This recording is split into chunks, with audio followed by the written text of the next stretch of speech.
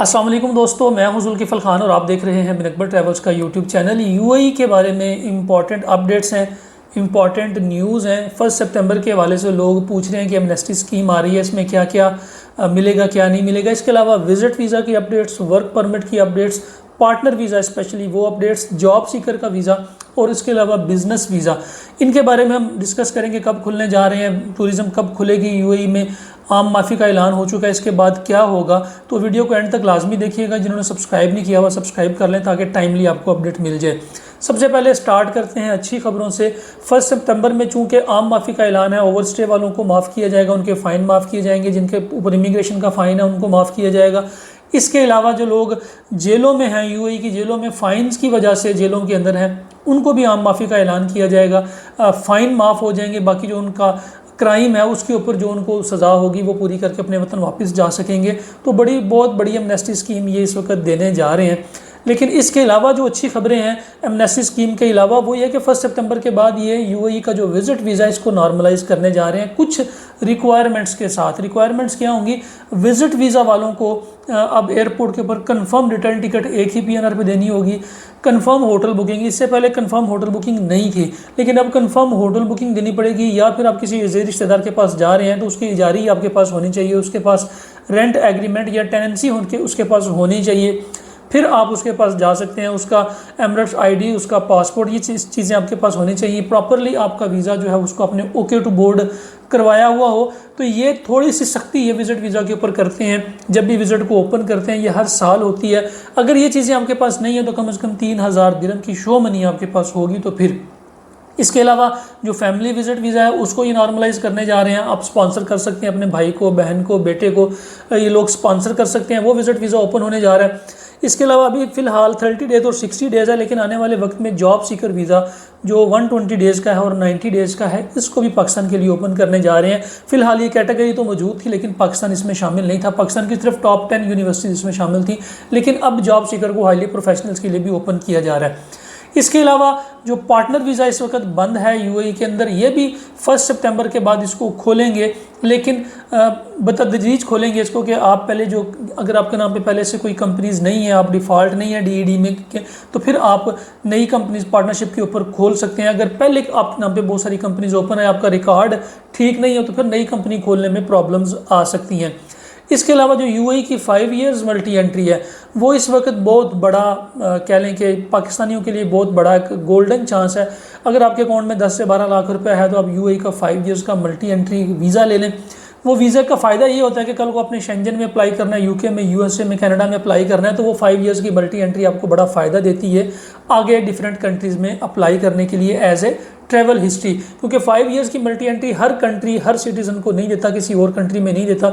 तो 5 इयर्स की multi entry अगर आपके पास है, यूएई की है, तो अभी आजकल बआसानी मिल रही है, तो आप इसको आराम से ले सकते हैं। इसके अलावा यूएई का जो बिज़नेस वीज़ा है, पाकिस्तान में चूँकि बिज़नेस के हालात बहुत डाउन है, आए दिन हड़तालें चल रही हैं, बिजनेसेस इस वक्त बिल्कुल डाउन है, बिजली का क्राइसिस है, तो लोग पाकिस्तान को छोड़ के यूएई में सेटल हो रहे हैं। और यूएई में उनको समझ नहीं आती कि हम क्या करें, किस तरीके से यूएई में सेटल हों। फ्रीलांस वीज़ा लेके चले जाएं, हम विजिट पे चले जाएं, हम वहाँ पे कोई कंपनी बना लें, या फिर हम क्या करें। तो बिज़नेस सेटअप के हवाले से यूएई जो एक वन स्टॉप शॉप बना रहा है कि आपको ये प्रॉपर गाइड करेंगे कि अगर आपने बिज़नेस अपना करना है, आपके पास इन्वेस्टमेंट कितनी है, कितनी देर तक कौन सा बिज़नेस चल सकता है, इसके लिए ये वन स्टॉप शॉप बनाएंगे ताकि आपको एक ही जगह से सारी इन्फॉर्मेशन मिल जाए अपने ही कंट्री में बैठ के। इस हवाले से, बिज़नेस वीज़ा के हवाले से या यूएई में इन्वेस्टमेंट के हवाले से, यूएई में किसी भी किस्म का बिज़नेस खोलने के हवाले से आप हमारे भी यूएई ऑफिस में कांटेक्ट कर सकते हैं। आपको प्रॉपर गाइड कर दिया जाएगा कि आपको विजिट पे आना चाहिए, आपको फ्रीलांस वीज़ा लेके आना चाहिए, आपको किसी कंपनी वीज़ा पे आना चाहिए, या फिर आपको अपनी कंपनी बना के अपना लाइसेंस लेके यूएई में आना चाहिए। तो यूएई इसको भी ओपन करने जा रहा है पाकिस्तानियों के लिए।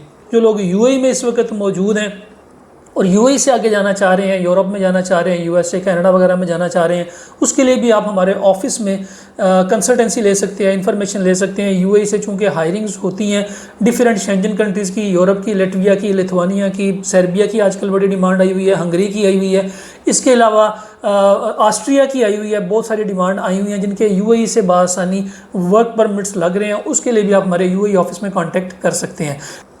इसके साथ साथ जो बुरी खबरें हैं वो ये हैं कि जो बड़ी कंपनीज़ हैं जो हायरिंग करती हैं पाकिस्तान से, जैसे दनाता है, ट्रांसगार्ड है, दमाक है, उसके अलावा इमार है, बहुत बड़ी बड़ी कंपनीज़ हैं जो पाकिस्तान से पाकिस्तानियों को हायर करती हैं। उन्होंने अपना कोटा पाकिस्तान के लिए कम कर दिया है।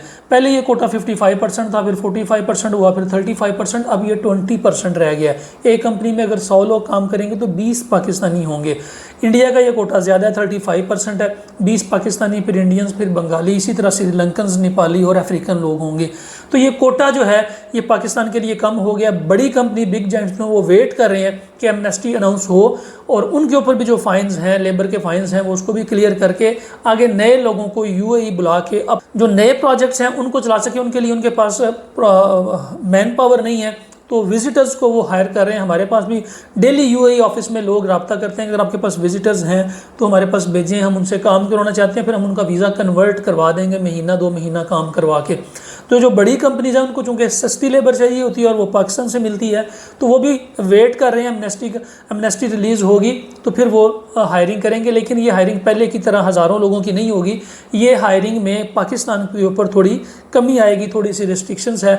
जब तक हम लोग अपने आप को ठीक नहीं करते, हम इलीगल रेजिडेंसी को ख़त्म नहीं करते, हम वहाँ पे जो भिखारी पाकिस्तान से जाते हैं उनको ख़त्म नहीं करते, हम एक पाकिस्तानी दूसरे पाकिस्तानी को समझाते नहीं हैं, हम एक पाकिस्तानी दूसरे पाकिस्तान के साथ धोखा फ्रॉड करना छोड़ दें, जब तक हम इसमें बेहतरी नहीं लाएंगे तब तक यूएई हमारे ऊपर ये तलवार लटका के रखेगा। तो ये थी आज की जो अपडेट्स थी यूएई के हवाले से। फ़िलहाल के लिए इतना ही। अपना और अपने साथ रहने वालों का खास ख्याल रखिएगा, अपने इस चैनल का भी। मुझे दें इजाज़त। अल्लाह हाफिज़।